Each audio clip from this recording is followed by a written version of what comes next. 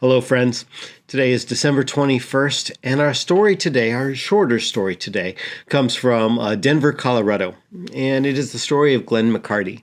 Now, Glenn McCarty, we find him at the beginning of this story in a Walmart, and he's staring at a children's bicycle. And it's kind of inexpensive as far as children's bicycles go. It's $59, at least on the front tag. But if you kind of look behind that tag, there's another tag that says $44. Glenn isn't sure that they would come down that much. And so he's trying to figure out, should I buy this bike or not? And he decides against it. And so he begins to shuffle his way to the front of the store. And at the front of the store, his eyes return to what brought him to the bike in the first place. There is a Christmas toy drive going on at the front of the store where people just buy the store items from Walmart, and then they just deposit the items that they bought right there, and that goes to needy children. And so he was thinking about the bike, but he couldn't get himself to do it financially. And but something in him stirred. He wanted to participate in this toy drive. And so he went back to the toy section. He got a Barbie, he got a Hot Wheels set. He bought them and he deposited them at the display. But he still had the bike on his mind. And so Glenn walks out of the store, and he walks a lot more slowly than he used to. He used a cane. Age, sickness, circumstances had changed and had kind of caught up with him. So he slowly makes his way back to the hotel where he's staying. And as he passes by the front desk, he talks to the attendant. He pays for one more night. And after that, he's really not sure where he's going to live. Because once upon a time, Glenn had what he called big money, but no longer. Fortune had changed, and he had been homeless for quite a while. A long time, as a matter of fact. Now, that didn't stop him from participating in the community and doing a few of the things he wanted to do. As a matter of fact, he was pretty active civically. He even regularly volunteered at the senior center that was in the center of his city. And then the staff there really appreciated his help. They considered his willingness and his heart for the people a real asset to what they did. And he was there regularly to help them.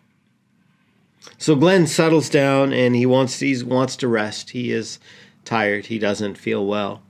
But back in his hotel room, Glenn still can't get the bike out of his head. He'd always loved Christmas very much. And the idea that cute little pink bike would help make some little girl just over the moon, it warmed his heart. And so ultimately, he sat up, he grabbed his cane, and he made his way, shuffling and slowly walking, back to Walmart. He went back up to the bike. This would be Glenn's last Christmas, and Glenn knew it. The doctor had said his cancer was terminal. I am no one, is what he said to himself, but I could make a little kid happy. Glenn decided to try and to buy the bike for the toy drive, but he wasn't sure that he would have enough money, even with all that, basically the cost. He could afford $44, but he didn't have the $59. And so he called an associate over and tried to haggle a little bit. And the associate was very reluctant to lower the price until Glenn told him what he was doing, that he wanted to buy it for the toy drive. And so they relented, and Glenn bought the bike and deposited it in the toy drive, feeling good, and went back to the hotel. Somehow the story on Glenn's generosity spread. The local news interviewed him, which is why his story has become public, which is why I can share it today, along with some of the quotes that he had.